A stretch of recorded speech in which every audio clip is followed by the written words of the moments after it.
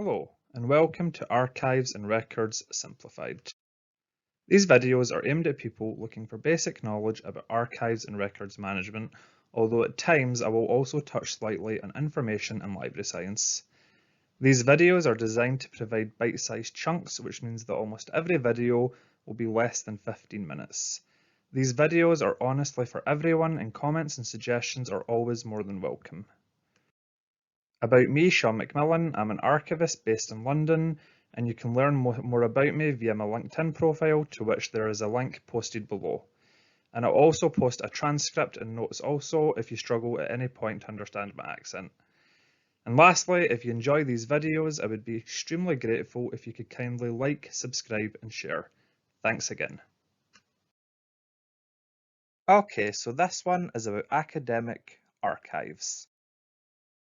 Okay, so it's worth pointing out that different types of archives exist and not all are the same. For example, an archivist based in a corporate environment can often encounter very different issues than one working in a public or a personal setting. Technically, an archive can exist anywhere, and archivists are not separate from the environments they work in. This video will focus on academic archives, which, as you probably can guess, are more likely to exist in an academic environment. I should note that these observations are based from my experience in working in different types of archives and also working in academic libraries. But I would say that some grey areas do exist, and I might generalise a couple of times here. But I think generally most of what I say is correct. But I would also say that every individual institutional archive, and really every archive in general, will have its own uniqueness and its own specific points. So I would take some of this with a pinch of salt.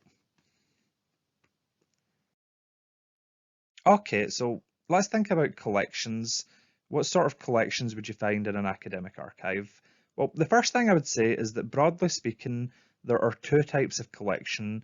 There are what I would call institutional collections and then maybe more collective-based collections.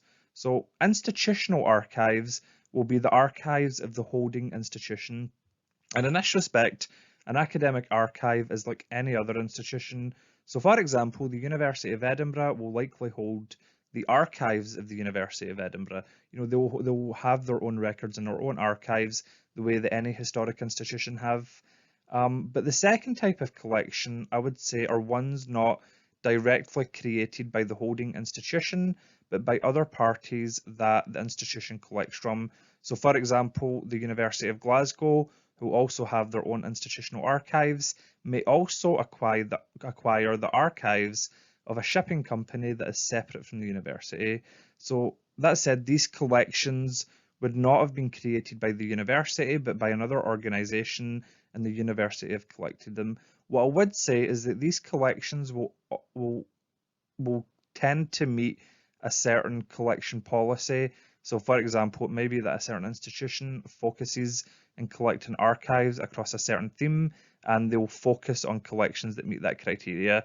So for example, the University Arts of London have a focus on artistic archives, and they would be far more likely to collect an artistic collection as opposed to an institution such as the University of Strathclyde, which maybe has no particular focus in that type of collection.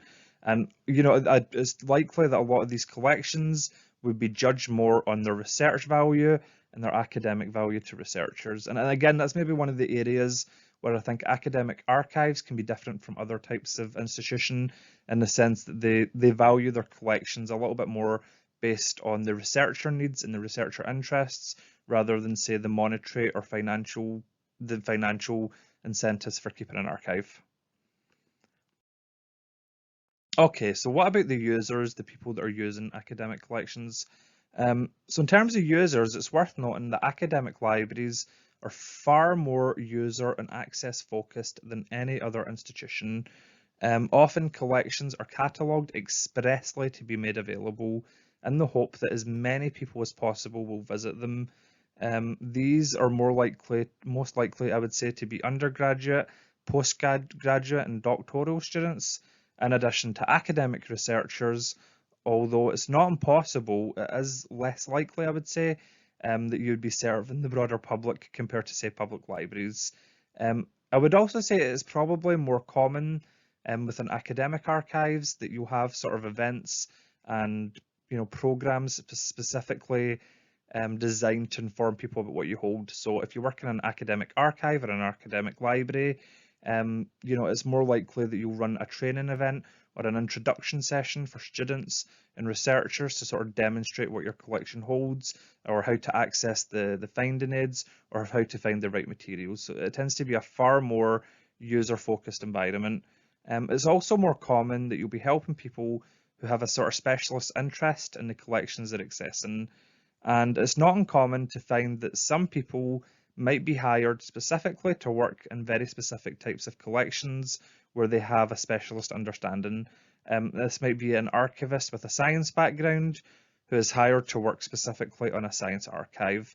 And lastly, I would say it's probably also more common for academic archives to consider digitisation for the purpose of outreach. Okay, so in terms of the conditions and what the work setting would be like, well, I think it probably goes without saying that you're most likely to be based in a university or college library. So for example, the archives department at the University of Strathclyde, the last I checked, they were based in the Andersonian Library. So this is a dedicated building for study and information access, and this building includes the University of Strathclyde Archives Department. Um, I would also say, and this really does depend on the size of the institution, and I don't want to generalize too much here, but I would also say that you're more likely to have dedicated storage facilities, reading spaces, and working areas within academic libraries. Even the smaller ones I've come across have tended to have these things. And I'd also say that it's my experience that the technologies can be a little bit more advanced in these settings, but again, that does vary by institution. It's my experience, for example, that an academic library is more likely to have a content management software, so something like Calm Axial or Access to Memory or Archive Space or Archivist Toolkits than other types of institutions. It's my experience that the more corporate environments are more likely to use something like Microsoft Excel or a bespoke software like FileMaker Pro. And lastly, I would say there's probably also an increase in the need for digital spaces, and this is something again seems to be more prevalent in academic archives and academic libraries. I would think that because academic libraries are a bit more user focused, I would say there's an increased emphasis on making materials available online via digital portals. So in the last slide, I talked about academic libraries focusing very heavily on digitisation. I would say this is something that a lot of academic libraries are now also focusing on. That is to say, they're looking at a way that they can make sort of e-resources available to students who maybe can't access to the library as much, or who are maybe studying from abroad and so forth. Okay, so in terms of the colleagues and the people that you're working with, so lastly, I would say you're probably more likely to work alongside other information and heritage professionals. It's also more likely that you'd be working.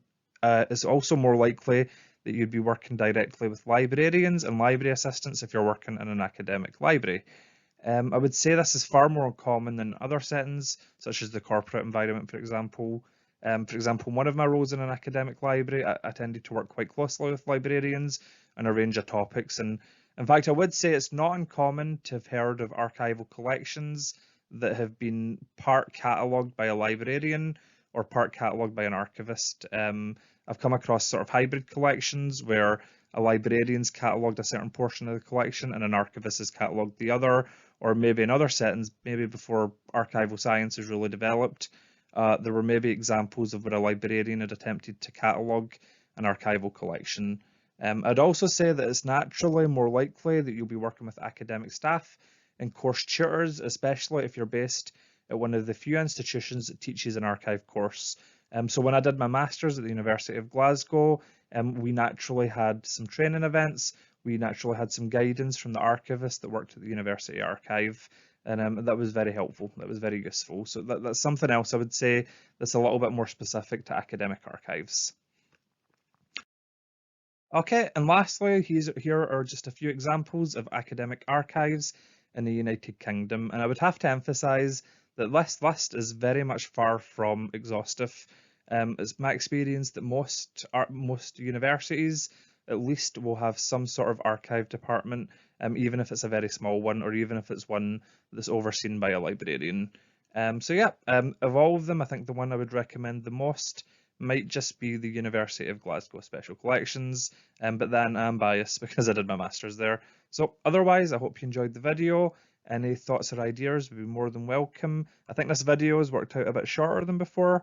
That was on purpose. I'm wondering maybe if shorter videos might be a bit more easy to take in. So any thoughts or comments would be very much appreciated. Thanks again. And if you enjoy these videos, I would be extremely grateful if you could like, subscribe and share. And also just to remind you that I would be absolutely delighted to take any requests for future videos also.